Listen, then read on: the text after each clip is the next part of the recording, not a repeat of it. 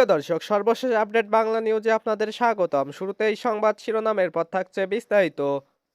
শুরুতেই জানিয়ে দেব, ফ্যাসিস্ট ইউনূসের আমলে দেশ জুড়ে মৌলবাদ, জঙ্গি ও চরমপন্থার উত্থান, টার্গেটে আওয়ামী লীগ ও মুক্তিযুদ্ধের পক্ষের মানুষজন। বিস্তারিত থাকছে প্রতিবেদনে।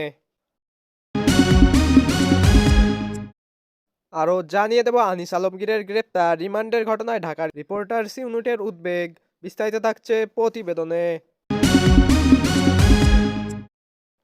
আরও জানিয়ে দেব, ভোলায় বিএনপি জামাতের 2 দফা সংঘর্ষ, আহত 30-এর অধিক। বিস্তারিত থাকছে প্রতিবেদনে। আরও জানিয়ে দেব, ছবিতে ছাত্রদল ও শিবিরের পাল্টাপাল্টি অবস্থান, উত্তপ্ত ক্যাম্পাস।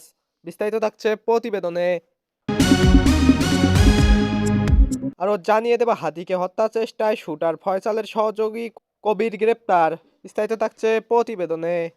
সুপ্রিয় দর্শক, এতক্ষণ শুনছিলেন সংবাদ শিরোনাম, এখন শুনবেন বিস্তারিত। তার আগে ভিডিওটি ভালো লাগলে এবং সর্বশেষ আপডেট নিউজ পেতে চ্যানেলটি সাবস্ক্রাইব করুন। ধন্যবাদ। বাংলাদেশ আজ এক ভয়াবহ সন্ত্রাসী নেটওয়ার্ক ও মৌলবাদী চক্রের ষড়যন্ত্রের কেন্দ্রবিন্দুতে। জামাত, Hizb ut Tahrir, NCP, JMB, Lashkar-e Taiyaba এসব দেশি বিদেশি মৌলবাদী গোষ্ঠী আবারও সক্রিয় হয়ে উঠেছে। তাদের সঙ্গে হাত মিলিয়েছে সাজাপ্রাপ্ত সাবেক মিডিয়ার সদস্য, প্রশিক্ষণপ্রাপ্ত চরমপন্থী একদল বিপদগামী সাবেক সেনা সদস্য। বিদেশি গোয়েন্দা সংস্থার প্রত্যক্ষ ইন্ধনে তারা গড়ে তুলেছে সুসজ্জিত অস্ত্রভাণ্ডার ও সন্ত্রাসী ক্যাম্প, যার চূড়ান্ত লক্ষ্য একটাই: আওয়ামী লীগ ও মুক্তিযুদ্ধের পক্ষের দেশপ্রেমিক নাগরিকদের নির্মূল করা। জেলার পর জেলা, উপজেলার পর উপজেলায় গোপনে তৈরি হচ্ছে হিট লিস্ট। আওয়ামী লীগ নেতাকর্মী, ছাত্রলীগ, যুবলীগ সংগঠন ও জনপ্রতিনিধি, এমনকি মুক্তিযোদ্ধাদের পরিবারের সদস্যদেরও টার্গেট নিচ্ছে এই ভয়ঙ্কর চক্র। নিরাপত্তা বাহিনীর চোখে ফাঁকি দিয়ে তারা গোপনে নজরদারি চালাচ্ছে, তথ্য সংগ্রহ করছে এবং একের পর এক হত্যা পরিকল্পনা বাস্তবায়নের জন্য প্রস্তুতি নিচ্ছে। পরিস্থিতি এমন পর্যায়ে পৌঁছেছে যে দেশের বিভিন্ন কারাগারে আওয়ামী লীগের বন্দীদের হত্যার ষড়যন্ত্র চলছে বলে নির্ভরযোগ্য সূত্রে জানা গেছে। উত্তরবঙ্গ একসময়ে বাংলা ভাইয়ের রক্তাক্ত ইতিহাস পুনরাবৃত্তির মুখে। নব্য জেএমবি, পূর্ব বাংলা নকশাল বাহিনী ও তথাকথিত বিপ্লবী কমিউনিস্ট গোষ্ঠী গোপনে ঐক্যবদ্ধ হয়ে নতুন চক্রান্তে লিপ্ত হয়েছে। তারা আদর্শ, ধর্ম কিংবা বিপ্লবের নামে অস্ত্র তুলে নিচ্ছে, অথচ তাদের প্রকৃত উদ্দেশ্য হলো দেশজুড়ে বিশৃঙ্খলা ও রাজনৈতিক হত্যা চালানো।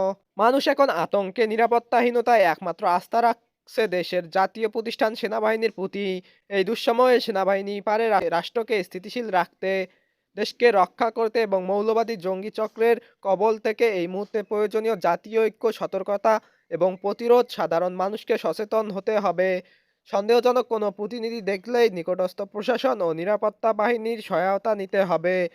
সরকারের উচিত অগ্রাধিকারের ভিত্তিতে এই জঙ্গি ও চরমপন্থী নেটওয়ার্ককে নির্মূল করা। ইউনূস সরকারের পৃষ্ঠপোষকতায় পরিচালিত দেশবিরোধী অপতৎপরতার কঠোর বিচার নিশ্চিত করা। এই লড়াই কেবল একটি দলের নয়, এটি বাংলাদেশের অস্তিত্ব ও ভবিষ্যৎ রক্ষার লড়াই। এদিকে ঢাকা রিপোর্টার্স ইউনিটের স্থায়ী সদস্য ও সিনিয়র সাংবাদিক আনিস আলমগীরকে সুনির্দিষ্ট অভিযোগ ছাড়াই ডিবি কার্যালয়ে ডেকে নিয়ে মামলা দায়েরের ঘটনার তীব্র নিন্দা ও গভীর উদ্বেগ জানিয়েছে সংগঠনটি। সোমবার ডিআইইউ এর সভাপতি আবু সালে আখন ও সাধারণ সম্পাদক মাইনুল হাসান সোহেল এক যৌথ বিবৃতিতে এ নিন্দা জানান। বিবৃতিতে বলা হয়, মামলার পর আনিস আলমগীরকে রিমান্ডে নেওয়া হয়েছে। রিমান্ড চলাকালে তাকে যেন কোনো ধরনের অসম্মান, হয়রানি বা নাজেহাল করা না হয় সে বিষয়ে সংশ্লিষ্ট কর্তৃপক্ষের প্রতি আহ্বান জানানো হয়েছে। জিআরইউ জানায়, কোনো সুনির্দিষ্ট অভিযোগ ছাড়াই গত রোববার সন্ধ্যায় সাংবাদিক আনিস আলমগীরকে ডিবি কার্যালয়ে নেওয়া হয়। পরে তাকে সেখানে আটকে রেখে পরদিন তার বিরুদ্ধে সন্ত্রাসী বিরোধী আইনে মামলা করা হয়। গ্রেপ্তার দেখানোর পর তাকে আদালতে হাজির করে রিমান্ডের আবেদন করা হলে আদালত 5 দিনের রিমান্ড মঞ্জুর করেন। ডিআরইউ নেতারা বলেন, এই ধরনের আচরণ অতীতের স্বৈরাচারী শাসন আমলে সাংবাদিকদের উপর রাষ্ট্রীয় দমন-পীড়নের স্মৃতি উস্কে দেয়। বিবৃতিতে বলা হয়, অতীতে আওয়ামী লীগ সরকারের সময় সাংবাদিকদের বিরুদ্ধে মিথ্যা মামলা, হয়রানি ও নির্বিচার গ্রেপ্তারের ঘটনা নিয়মিত ঘটেছে। বর্তমান ঘটনাটি সেই দুঃখজনক বাস্তবতারই পুনরাবৃত্ত বলে মন্তব্য করেন তারা। এদিকে ভোলার চরফ্যাশন উপজেলায় ত্রয়োদশ জাতীয় সংসদ নির্বাচনী প্রচারণাকে কেন্দ্র করে বিএনপি ও জামাতে ইসলামের নেতাকর্মীদের মধ্যে 2 দফার সংঘর্ষের ঘটনা ঘটেছে। এতে উভয় পক্ষের অন্তত 30 জন নেতাকর্মী আহত হয়েছেন। গুরুতর আহতদের উদ্ধার করে চিকিৎসার জন্য চরফ্যাশন উপজেলা স্বাস্থ্য কমপ্লেক্সে ভর্তি করা হয়েছে। তবে এই ঘটনার এক পক্ষ অন্য পক্ষকে দোষারোপ করেছে। সোমবার দুপুর 12:30টার দিকে চরফ্যাশন উপজেলার জিন্দানগর ইউনিয়নের 7 নম্বর ওয়ার্ডের চকবাজার এলাকায় এই সংঘর্ষের ঘটনা ঘটে। স্থানীয়দের সঙ্গে কথা বলে জানা গেছে, সোমবার সকাল থেকে জিন্নানগর ইউনিয়নের ৭ নম্বর ওয়ার্ড জামাতে ইসলামের সেক্রেটারি জামাল উদ্দিনের নেতৃত্বে দলীয় প্রার্থীর নির্বাচনী প্রচারণা চলছিল। এ সময় স্থানীয় বিএনপি ও একদল নেতাকর্মীর সঙ্গে জামাতের নেতাকর্মীদের মধ্যে উত্তপ্ত বাকবিতণ্ডা ও পরিস্থিতি আরও উত্তপ্ত হয়ে উঠলে উভয় পক্ষে সংঘর্ষে জড়িয়ে পড়ে। আহত জামাত কর্মীদের অ্যাম্বুলেন্স যোগে হাসপাতালে নেওয়ার সময় আবারও সংঘর্ষের ঘটনা ঘটে। পরে নির্বাহী ম্যাজিস্ট্রেট সহ যৌথ বাহিনীর ঘটনাস্থলে গিয়ে পরিস্থিতি নিয়ন্ত্রণে আনে।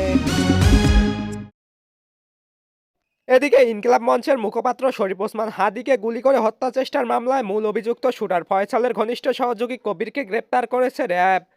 সোমবার দিবাগত রাতে র্যাবের লিগ্যাল অ্যান্ড মিডিয়া উইংয়ের পরিচালক wing commander MZ Intekhab Chowdhury এ তথ্য জানান। তিনি জানান, ওসমান হাদি হত্যা চেষ্টা মামলার মূল অভিযুক্ত ফয়সালের ঘনিষ্ঠ সহযোগী কবিরকে গ্রেপ্তার করেছে র্যাব। র্যাব সূত্রে জানা যায়, ইনকিলাব মঞ্চের মুখপাত্র শরীফ ওসমান হাদিকে গুলি করে হত্যা চেষ্টার মামলায় মূল অভিযুক্ত শুটার ফয়সালের ঘনিষ্ঠ সহযোগী কবিরকে নারায়ণগঞ্জ থেকে গ্রেপ্তার করা হয়েছে। শরীফ ওসমান হাদি জুলাই অভ্যুত্থানের অন্যতম সংগঠক ও অভ্যুত্থান অনুপ্রাণিত সাংস্কৃতিক রাজনৈতিক আন্দোলন ইনকিলাব মঞ্চের মুখপাত্র। তিনি ঢাকার ইনকিলাব কালচারাল সেন্টারের প্রতিষ্ঠাতা। আগামী জাতীয় সংসদ নির্বাচনে ঢাকা ৮ আসনের স্বতন্ত্র প্রার্থী হবেন বলে হাদি ঘোষণা দিয়েছিলেন এবং এ লক্ষ্যে তিনি নিয়মিত গণসংযোগ করেছিলেন। এদিকে চট্টগ্রাম বিশ্ববিদ্যালয়ে উপাচার্যের পদত্যাগের দাবিতে প্রশাসনিক ভবনে তালা দেওয়া ঘটনাকে কেন্দ্র করে ছাত্রদল, শিবির সহ বিভিন্ন ছাত্র সংগঠনের মধ্যে পাল্টাপাল্টি অবস্থান, স্লোগান ও উত্তেজনাকর পরিস্থিতির সৃষ্টি হয়েছে। সোমবার সন্ধ্যায় প্রশাসনিক ভবনের সামনে ছাত্র শিবির ও সর্বদলীয় ছাত্র ঐক্য এর ব্যানারে আন্দোলনরত শিক্ষার্থীদের সঙ্গে ছাত্রদল ও বামপন্থী ছাত্র সংগঠনের নেতাকর্মীদের মুখোমুখি অবস্থান নিতে দেখা যায়। এ কর্মসূচিতে বিশ্ববিদ্যালয় ছাত্রদল ও গণতান্ত্রিক ছাত্র কাউন্সিলের নেতাকর্মীরা অংশ নেন।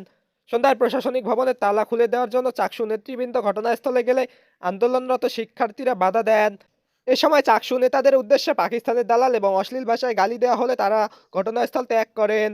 এর কিছু সময় পর প্রশাসনিক ভবনে আর আশেপাশে বিভিন্ন ছাত্র সংগঠনের নেতাকর্মীরা অবস্থান নেন। ভবনের মূল ফটকের সামনে অবস্থান নেন ছাত্রদল ও বাম সংগঠনের নেতাকর্মীরা। মিছিল থেকে চাঁদা করিস না, পিঠের চামড়া থাকবে না, ভিক্ষা লাগলে ভিক্ষা কর, চাঁদাবাজি ছাড় দে, লন্ডনে কামলা, দেশে চাঁদাবাজি সামলা এবং ভারতের দালালেরা হুঁশিয়ার সাবধান সহ নানা স্লোগান দিতে দেখা যায়।